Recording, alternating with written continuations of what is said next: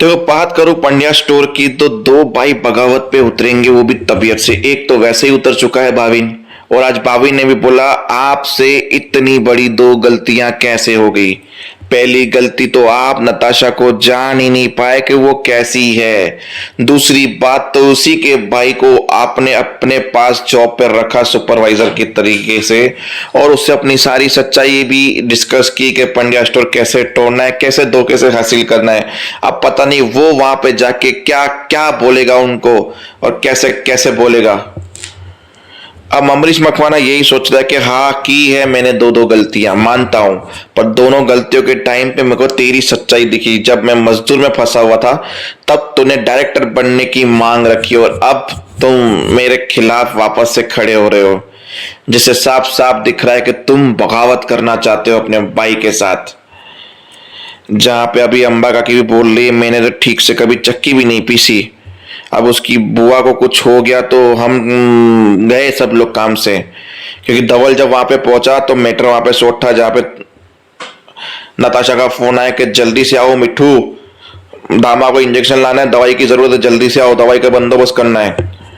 उनको अटैक आया, फिर सब लोगों को बताया कि मेरी दामा को तुम लोगों की वजह से अटैक आया है, वो सिटी हॉस्पिटल में है, और धवल वहां से चला गया। ये थी दूसरी बगावत।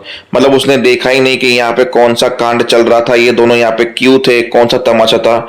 जहां पे हमारी पीछे खड़ी हमारी वो कौन है सदस्य उसकी काम वाली, उसने बोला, चमेली ने अंबा काकी को देखा, यहाँ उस भाई को ये नहीं पड़ी कि मेरे तीन भाइयों के साथ और मेरे परिवार के साथ क्या हो रहा है। और उसको चिंता थी नताशा की, दादी की, और वो सीधा चला गया, घर के अंदर तक नहीं आया। बोला नहीं नहीं वो तो सिचुएशन को संभाल रहा होगा, ऐसा नहीं हो सकता, मेरा बेटा बगावत नहीं कर सकता कभी भी। बोला वो बगावत तो दिख रही है, बहुत जल्द आपको दिख जाएगी कि ये बेटा बगावत करेगा आपसे, लिख के ले लो माँ। तो देखेंगे धवल बगावत करता है या नहीं करता है। फिर धवल हॉस्पिटल पहुंचा जहां नताशा उसको बोल रही थी ये क्या है, क्यों आए हो, क्यों मेरा दुख बढ़ा रहे हो। फिर चीकू उससे पहले हॉस्पिटल पहुंचा तो बोला तुम कहाँ गए थे, और चीकू को थोड़ा मारा करा, प्यार जताया, दोनों ने हक किया, इमोशनल सीन था, बहुत सारी बातें कि क्यों छोड़ के चले गए थे। उससे पहले डॉक्टर आया था नताशा के पास, बोला था कि देखो दामा को हमने वेंटिलेटर पे रखा है, ये दवाई बॉम्बे से मंगवानी पड़ेगी। आप भूल क्या रहे हो, अभी थोड़ी देर पहले बोला ठीक है, फिर बोलते हो कि वेंटिलेटर पे रखा है, बोलते हो दवाई चाहिए वो भी मुंबई में मिलेंगी, यहाँ पे स्टॉक नहीं है।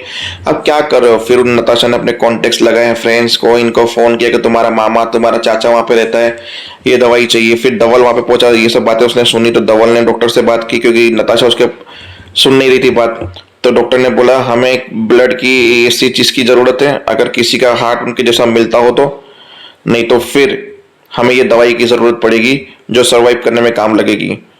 तो धवल वहां से काम पे लग गए कि क्या करना है क्या नहीं करना। नताशा देखा देखा जिस वक्त मुझे उसकी सबसे ज्यादा जरूरत है वो इस वक्त वापस से भाग गया, तुझे छोड़ूंगे नहीं धवल मकवाना। पर धवल गया है काम करने, अब वो मुंबई से कैसे दवाई लाएगा आई डोंट नो।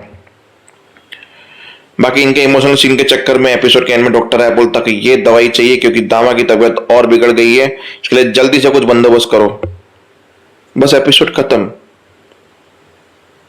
फिर क्या एंडिंग, दामा को होश आता है, नताशा साथ में होती है, वहां पे तीन बहू हैं और धवल चारों वहां पे पहुंचते हैं और दामा का हालचाल पूछते हैं। जहां पे दामा बोलती है तूने तो चुटकी बोला कि धवल ने तुम्हें धोखा दिया है, ये तो सारा परिवार यहाँ पे आया है, मुझे समझ में नहीं आ रहा। तो देखते हैं कि अमरीश मकवाना की कौन सी चाल है जो दामा से पूछने के लिए अपनी बीबी, भाई की बीबी और भाई की बीबी, तीनों बीबियों को भेजा है धवल के साथ हाल चाल पूछने के लिए।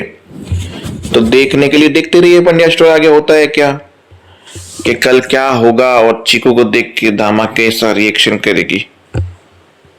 जय हिंद।